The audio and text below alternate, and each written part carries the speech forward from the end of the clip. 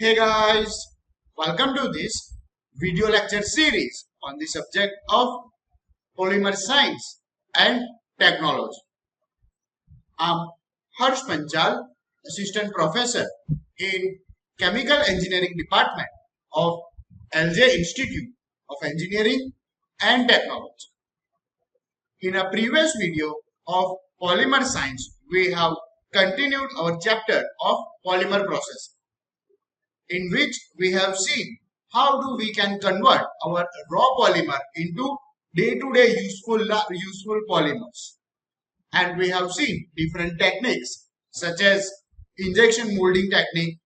Then we have also seen blow molding technique, then compression molding techniques. These are the different techniques that are being used to convert raw polymer of the molten shape or the powder shape to convert it into the useful form of its polymer. Now in today's video, we are again going to focus on the one of these techniques, and that is thermoforming technique. As you can see here on the screen, that thermoforming process, or we can say thermoforming method, is being mainly used to create modern complex shape of the polymers, right? As you can see here, the modernly complex shape parts that cannot be made by means of the injection molding, because of its part are being either they are being too large or they are being very expensive to manufacture by means of the injection molding method. So in a such case, we are using this thermoforming method to produce such type of the polymers, right? So the part of different polymers are being very large, or they have been, their production method is being very expensive. So in such cases, we have to look for the alternative method, and the thermoforming is that alternative method to the injection molding methods, right? So you can see here, it basically consists of essentially two stages. So there are basically two different stages. In the first stage, we are evaluating our operating temperature. That means we are achieving very high temperature to melt down our raw polymers, right? And you can see here the evolution of temperature of a thermoplastic sheet material until the sheet is being softened. And the second step is the formation of material into the desired shape using one of the several techniques. So these are the two main steps in the thermoforming method. In the first step, we are increasing temperature of our raw polymer so that we can achieve our desired shape. And in the second step, we are fabricating, or we can say we are forming our desired shape of the material by means of the several techniques that we will understand in the upcoming sessions. So these are the two main steps. Now you can see here, this thermoforming technique may be grouped into the three broad categories, right? The first one is the vacuum thermoforming. Then we have mechanical thermoforming, and lastly we have air blowing thermoforming. So as you can see here in this image, such kind of the polymer product are being manufactured by means of thermoforming process. You can see here this sheet of the polymer is very thin, right? And by means of injection molding or the compression molding technique, we cannot achieve such shape, right? You can see here this sheet is very thin to undergo the injection molding method or even the compression molding method. That's why we have to look for any alternative method which can actually create one useful product like this, as you can see here in this image, without exerting a huge pressure or the huge shear stress on the polymer sheet. So this is why we are using thermoforming types of the techniques in order to create polymer sheets like this, right? Even there are different types of the thermoforming techniques such as vacuum thermoforming, mechanical thermoforming, and lastly we will understand about the air blowing thermoforming techniques. So let's just quickly understand what are these techniques, right? Starting with the vacuum forming. As you can see here, the plastic sheet is being clamped and placed mechanically in the heater.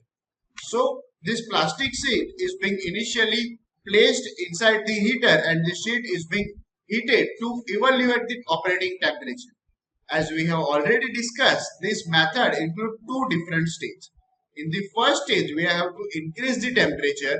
That means we are placing this polymer sheet inside the heater so that we can evaluate our operating temperature.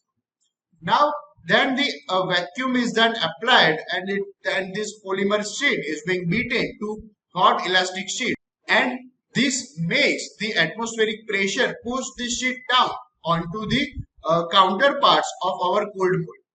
So as you can see here, now we are applying vacuum on the polymer sheet that we have placed inside the heater, and after that we are exerting atmospheric pressure on this polymer sheet so that the counterpart of our mold will take place and it will take desired shape of our polymer, right?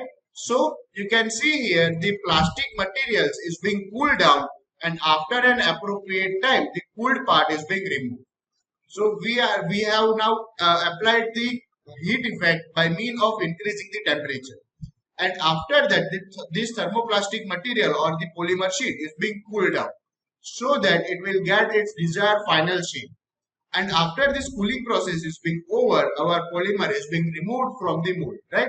To explain this thing, you can see here in this image, all of these two steps are being described with this image as well. You can see here, this is the plastic sheet that we are discussing here, right? And these are the clamps. These are the two clamps, right? So we are clamping our plastic sheet on the mold by means of these two clamps. Now we are exerting this vacuum by this pipe, right? So as we are exerting this vacuum, the atmospheric pressure will push our polymer sheet, and our polymer sheet will get the desired shape of the mold like this. As you can see here, we are exerting this atmospheric pressure on the polymer sheet, and now our polymer sheet has been taken this shape of the mold. And after the cooling process, as you can see here in this particular case, after this cooling process, we are removing our mold and we are getting our final desired product by means of this vacuum forming, right? So this was all about the vacuum forming. Now after that, let's just quickly understand what do we mean by the mechanical forming method. So as you can see here, in this case, a hot sheet is being stretched over a mold or the matched mold without the use of air or pressure. So as you can make out from the name that the mechanical forming, in which we are entirely relying on the mechanical parts. So in this particular method, we are not going to use any kind of the pressure or the air, right? So initially, what we do is we are placing hot sheet of the polymer inside the mold, or we can say matches of the molds. Then you can see here in matched mold forming, the heated sheet is being clamped over the female mold or dropped over the mold force. So now in this case, we are having one female mold as well. You can see here in this particular image very clearly that this is the male mold which have to be made out of the desired sheet. And this is our polymer sheet, right? This thin line is being represented by the polymer sheet, which is being clamped by these two clampers. So now what we are going to do is we are going to press our male mold onto the polymer sheet, and at the bottom we have female molds, right? So we are exerting force on this male mold so that our polymer sheet will take the desired shape of this female mold. As you can see here, now we have applied pressure on this polymer sheet, and the sheet has been taking the shape of the female mold like this. And ultimately we will have this counterpart as the final product. So now this is our final product that we have formed with the mechanical forming. So in this case, we are using a female and male mold in order to get the desired shape of the polymer. And we are exerting external pressure, or we can say force, on the polymer sheet, which is being clamped by the clampers. As you can see here, these two are the clamper and this is our polymer sheet, right? Now the two molds are then closed, and the resulting part has excellent dimensional accuracy and good reproduction of the mold details. So with this particular type of the method, we can actually produce very accurate thickness of the polymer, right? So this can be added to one type of the advantage of mechanical forming. And by this method, we can even produce more details of the polymer, right? any small details can also be identified by this mechanical foaming method. Now, after discussing this mechanical foaming method, let's just further continue on the last method of the thermofoaming, and that is air blowing process, or we can say air blowing foaming. Here, the compressed air is being used to form the sheet. So now on this sheet, we are going to apply the compressed air. In the one variation of the many different types, a plastic sheet is being heated and sealed across the female cavity. So in this particular method, our plastic sheet of the polymer is being heated and it is being wrapped over the female cavity. Now air at the controlled pressure is being introduced into the mold cavity. This blows the sheet upward into the enlarged stretched bubble. So this will, so now what we are going to do is we are going to pass compressed air inside the cavity. So this air will blow the entire polymer sheet and it will create one bubble, right? Now a plug which is being fit roughly into the molded cavity descends on this sheet. When the plug reaches the lowest possible position, a vacuum or in some cases air under the pressure is used to complete part of the form. So now as the lowest possible position is being achieved, vacuum or compressed air is again be injected inside the cavity to get our desired shape. So this was all about the thermoforming process, which is again very important for the exam point of view. Now having said that, let's just continue our discussion on the different techniques of the polymer processes. And now we are going to discuss the extrusion process. This extrusion process is being largely used to convert our polymer into the desired shape, or we can say final shape of the polymer product. So as you can see here, the extrusion is the processing technique for converting thermoplastic material into the powder or the granule forms into a continuous uniform melt, which is shaped into its items of uniform cross section by forcing it through a die. So now in this extrusion process, what we are going to do is, in the first step, it is being used to convert thermoplastic polymers, right? We cannot deal with the thermosetting polymer with this extrusion process. In order to make thermosetting polymers, we have to look for the alternative method of injection molding or the compression molding. But now with this specific extrusion process, we can only deal with thermoplastic polymers. Now these thermoplastic polymers are in the shape of the granules or the fine powders. This fine powder is being initially converted into the molten form of our polymer, and later it is being converted into the desired shape of the final product by means of the force which is being applied on the die. So as you can see here, these are the examples of the polymer which can be made by the extrusion process. These examples include pipes, water, gases, drainage and vents. Then it also includes tubing for the gardening hose, automobiles and control cables, housing, soda straw. Then it also includes some wires for home appliances, then automobile appliances and different farming appliances. So these are the different examples by which we can produce polymer using this extrusion process. And now here in this image you can see one live example of the extrusion machine. This is the machine which is being used to convert our raw polymer into the desired shape that we have already discussed in this line, right? Such as pipes, then wires, then different tubes, right? Such kind of the things can be manufactured by means of the extrusion process, and this is the equipment which is being used to manufacture such products. So if you look carefully, this image it basically contains one barrel. Like this is the barrel which is mainly responsible for the entire operation. So the extrusion equipment is essentially contain one barrel which run from hopper to die at the front end of the extrusion. So this barrel basically operate with the hopper which is being placed here. This yellow section you can see here is the hopper. Basically we are inserting our raw polymer of the shape either in the granule shape or in the powder shape. So as they are being inserted with this particular hopper, as you can see here, this yellow section, they are being directly sent to the, and at the end of And after that, at the end, we are going to get our desired shape of the polymer.